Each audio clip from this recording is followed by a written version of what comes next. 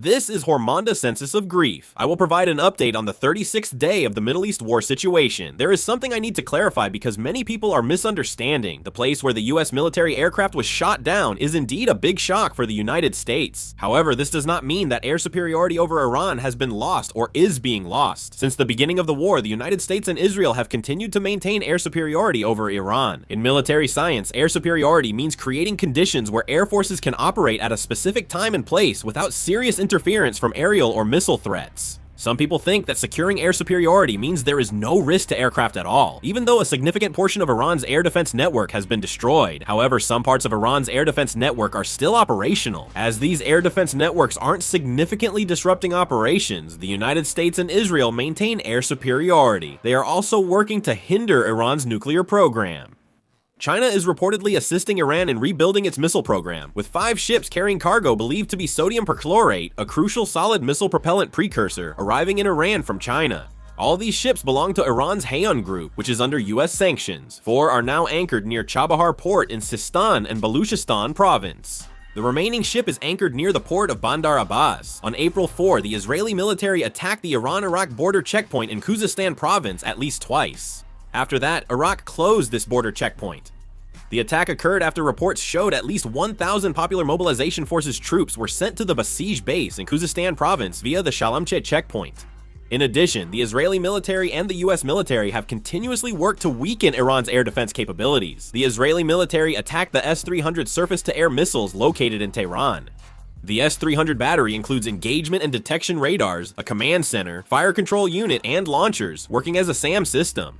Since October 2024, Iran has paired the S-300 with homegrown radars. Additionally, US and Israeli forces attacked the IRIV's radio and TV stations in Tehran. Iranian media called the station Iran's most important and strategic broadcasting transmitter. The Israeli military attacked the Bushehr nuclear plant, killing 1 staff member and damaging a building. The IAEA reported no rise in radiation levels. Russia's Rosatom stated that it evacuated 198 employees. The Israeli military struck Iran's petrochemical facility in Khuzestan province, alleging it is used by the Iranian regime to make ballistic missiles. The Israeli military said the attack targeted a facility in Danzin, one of 2 main sites for making explosives, ballistic missiles, and other weapons. They added the facility holds key materials for ballistic missile production. According to reports, the attacks targeted Pazar Petrochemical Company, Rezel Petrochemical Company, and Amir Kabir Petrochemical Company. All of these companies were under sanctions from the United States. Iran fired at least 8 missiles toward Israel. It appears that at least 1 cluster munition was also launched. Because the cluster munition exploded in the air, it scattered over at least 10 locations in central Israel, causing civilian casualties. 6 civilians were injured. The cluster munition hit a school, but luckily no one was hurt. Gulf countries were also attacked. First of all, what's interesting is that there were no attacks on Saudi Arabia at all. This is the first day since the war began that Iran has not attacked Saudi Arabia. However, there were more attacks carried out against the UAE. Iran launched 56 drones and 23 ballistic missiles at the UAE. Missile debris from Iran hit the Oracle building in Dubai Internet City, causing damage but no casualties. Iran also launched 19 drones and 8 ballistic missiles at Kuwait, all of which were intercepted.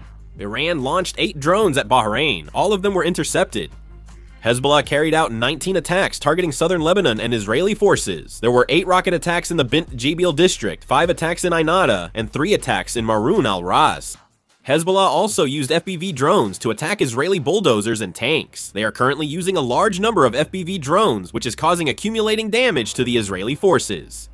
Hezbollah also launched attacks on Israeli cities. A total of 22 attacks were carried out. Some rockets landed, but fortunately there were no casualties. Currently, air raid sirens did not sound during Hezbollah's rocket attacks. The Israeli government is investigating why, while the military continues attacking Hezbollah. On April 3rd, they attacked the Iranian Revolutionary Guard Quds Force Lebanon Corps headquarters in Beirut and continued fighting, capturing various equipment. They also killed dozens of Hezbollah fighters. The Houthi rebels also launched cluster warhead ballistic missiles and drones at central and southern Israel. The Houthi rebels said they fired ballistic missiles with cluster munitions and drones at Ben Gurion Airport in Tel Aviv and key military sites in southern Israel. The Israeli military detected a ballistic missile from Yemen that landed in an open area. In Iraq, Israeli and US forces continued attacks on pro-Iranian militias. On April 4th, they attacked the 45th Popular Mobilization Forces headquarters in Anbar province, Iraq.